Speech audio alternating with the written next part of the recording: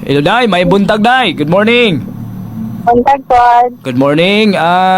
Usama, nakatog na ka gabi Straight time mo to gabi Nakatulog grabe pero makamatag yun ko kay ambot lang kung sa epekto ba niya sa panghitabo na ko gahapon. Kini mong nguyuan nga si Kuan. Dong, so perti de mong suura daw ni undo ba ni? Oo. Suod kay mag-iisip na ako na siyang igsuod kay dili manggod na siya gining ana sauna. Pero nalabi na dyan siya gahapon. So ikaw mo maghatagan og pagkaon ani niya? Oo. Kami kay dire man na siya matulog dan kanang ginate man na namo dire oy.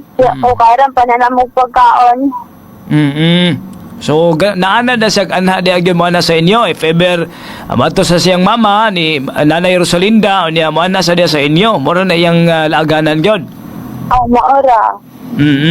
So usa man kagahapon wa may klase kagahapon no kay holiday man kagahapon? Ay graduate na pud ko atong ko ang So graduate na day ka so kuan gyud kini ni ang diha gyud nag-standby inyo ang imong uyuan si Undo mga pila ka adlaw naman siya na nag-standby. Nakabalik lang to siya laag gahapon. Gahapon So, na wala siya. naman na siya laag sa moa. Unsa may istorya niya kagahapon pag laag atong nakalaag sa diha sa inyo sa man niya ang sulti sa imo? Wala man po na siya, kasuko na ako. Duwa pa siya gisulti. May kalitra to siya pagka alas 5 sa kadlawon. Nagunsa man ka ato dito nga murting hikay man ning alas 5, mo lang naa ka sa kusina ato kay naghikay ka?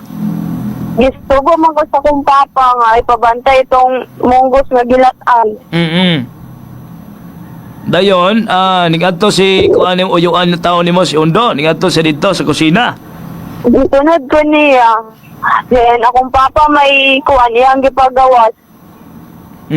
Pero pagkanto niya, okay ra sa diyan tono ato. Atong pagkanto niya dito, istorya ra normal rang. Dili na gyud normal kay plano na ako ato mo gawas ko sa mong kusina. Tapos giharangan naman ko niya og sundang. I-close na niya ang mong pultahan. Sa duha day ni kapultahan ding no? Pultahan sa dool sa abuhan, ya pultahan paingon sa sala ang inyo ang pultahan. So dito sa gisarad niya tong sa kapultahan, so di ka kanaog taon. Ya dito siya sa kuan nimo, dool nimo. Dili ko kagawas gyud kay duha man kabuk yung sundang gidala. May hangyo kaniya nga mo gawas ka, usa may tawag nimo sa iya. Yoyo. Okay na nimo yo, mugawas ko yo. Pwede yung sa may tubag. Kuan daw kanang naamong daw ko sa mga taong mga traidor.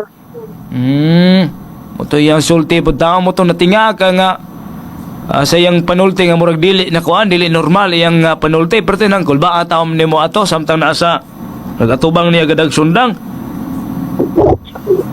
Kay nihilak na gali ko. Sa paghilak nimo sa maluoy nimo paghilak sa may sulti wa ka niya buhi ato. Pero meron akong hila kay kuan ingon siya nga kanang pasensya gyud kay ikaw may akong kuan kanang tuyo. Namong lang kasi mong ginikanan. Pero nabantayan ni siya ng gabi ni hapon pa ni si Undo anang gabi may dungan pa ni kaon ninyo. Hapon sa akong balay sa akong kuya. Kaon pa siya dito. So pagkabuntang na siya naabot na sa inyo gyud gagahapon. Dili alas 6 sa gabi diha siya na ngangyo na siya dira matulog. Nya nakatulog siya to or wala nakabantay mo nga wa siya tulog? Nakabantay akong mama ug akong ate nga wala nakatulog kay sige ra bahis-bahis. Sige ra Kay siya. gandang tao. Pasti lang tao no. Pero wala ka niya guniti, di ba? Wa man ka niya guniti. May distansya raman sa jutay sa imo, pero nalang siya sundang, di lang yung ka magkaagi.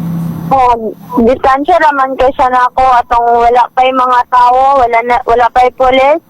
Pero pag paabot sa pulis, may doon na gyud siya na ako. Pero wala ko niya hawere.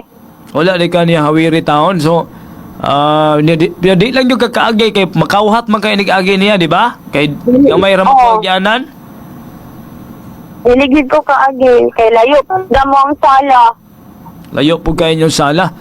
So, pag-abot sa mga pulis, mo to dito nga, sa may gibati ni mong pag-abot sa mga pulis ato, medyo nabalaka, nagkato, kay murag na isog na imong uyuan.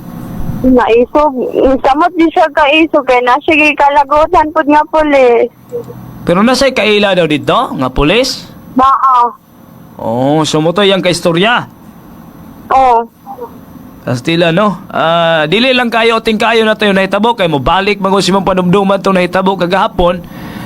Pero pasalamat na tayo sa Ginoo ding, luwas sa ka, nga wala ka maunsa, wala kay samad, no?